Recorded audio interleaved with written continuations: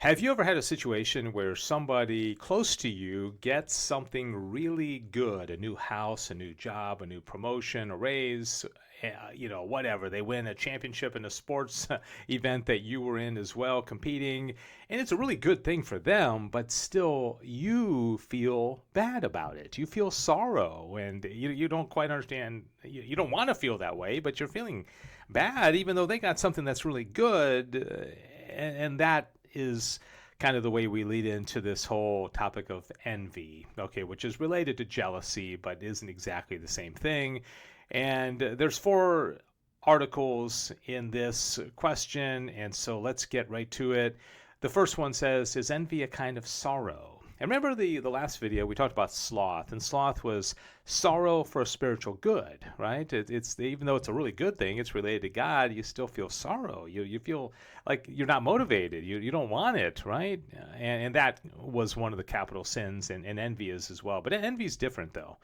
The object of a man's sorrow is his own evil. Now, it may happen that another's good is apprehended as one's own evil, and in this way, sorrow can be about another's good. But this happens in two ways. First, when a man is sorry about another's good insofar as it threatens to be an occasion of harm to himself, as when a man grieves for his enemy's prosperity for fear lest he may do him some harm. Okay, so yeah, if you get more prosperous, that might result in me getting harmed, and so Thomas says that's really more fear than envy. So that's not really envy. Secondly, another's good may be reckoned as being one's own evil, insofar as it conduces for the lessening of one's good name or excellence.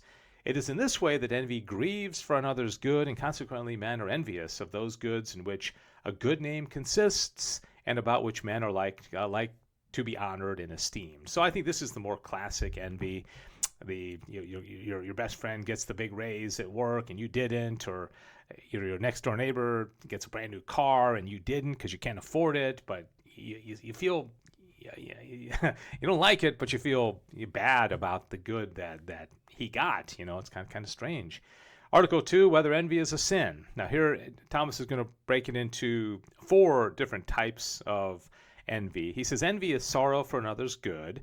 Now this sorrow may come in four ways. First, when a man grieves for another's good through fear that it may cause him harm either to himself or to some other good. So let's say somebody at work gets a raise or promotion and you're like, oh my goodness, I think they're going to fire me now. That good that they got may result in bad things for me. So he says this may be void of sin because it's based on fear and not really envy. Secondly, we may grieve for another's good, not because he has it, but because the good which he has, we have not. And this, properly speaking, is zeal. And if this zeal be about virtuous goods, it is praiseworthy. So, I don't know, your best friend is growing in holiness, and you have a little sorrow because you're not growing in holiness as much. But do you want to? Do you wish your friend didn't have the holiness? I think that's also a distinction here. Thirdly, one may grieve over another's good because he who happens to have that good is unworthy of it. Such sorrow as this cannot be occasioned by virtuous goods, which make a man righteous, but as Aristotle states, it's about riches and those things which can accrue to the worthy and the unworthy. And he calls this sorrow nemesis or indignation, right? And that's not good, right? That's not a good thing.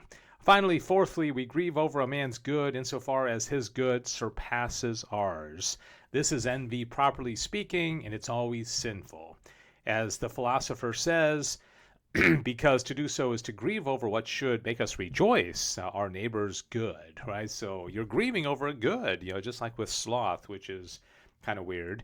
Article 3, whether envy is a mortal sin. Envy is a mortal sin in respect of its genus, for the genus of a sin is taken from its object, and envy, according to the aspect of its object, is contrary to charity, whence the soul derives its spiritual life, right? So if something good happens to your friend and you're upset about it, you're sorrowful, that's not good. Now the object both of charity and of envy is our neighbor's good, but by contrary movements, since charity rejoices in our neighbor's good while envy ever grieves over it. Therefore it's evident that envy is a mortal sin in respect of its genus. Have you ever seen a football game and like the star quarterback gets benched and they put the second string guy in there? And you're thinking like, oh man, that quarterback, what, he's in a dilemma because he wants his team to win and he wants the W, but at the same time, does he kind of want his backup quarterback not to do well? Does he want him to blow it? Does he want him to throw interceptions? That's classic envy. So this guy got an opportunity to play, which is a good, and the quarterback wants him to fail. Okay, that's classic envy.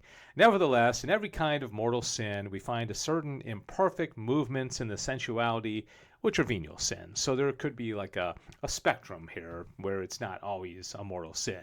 Finally, whether envy is a capital vice. Just as sloth is grief for a divine spiritual good, so envy is a grief of our neighbor's good. Sloth is a capital vice for the reason that it incites man to do certain things with the purpose either of avoiding sorrow or of satisfying its demands, wherefore envy is accounted a capital vice for the same reason, because there's other sins that could spawn from us lacking charity towards our neighbor, right? You could really get mad at him, and you could hate him, you could want to hurt him. There's a lot of things that could happen which would not be good, right? So that is it, and I hope that helped you understand envy a little bit more. And we are now going to be going through a series of other things like contention and war and strife and all these other things that are opposed to charity one way or another. Thanks for watching. God bless you.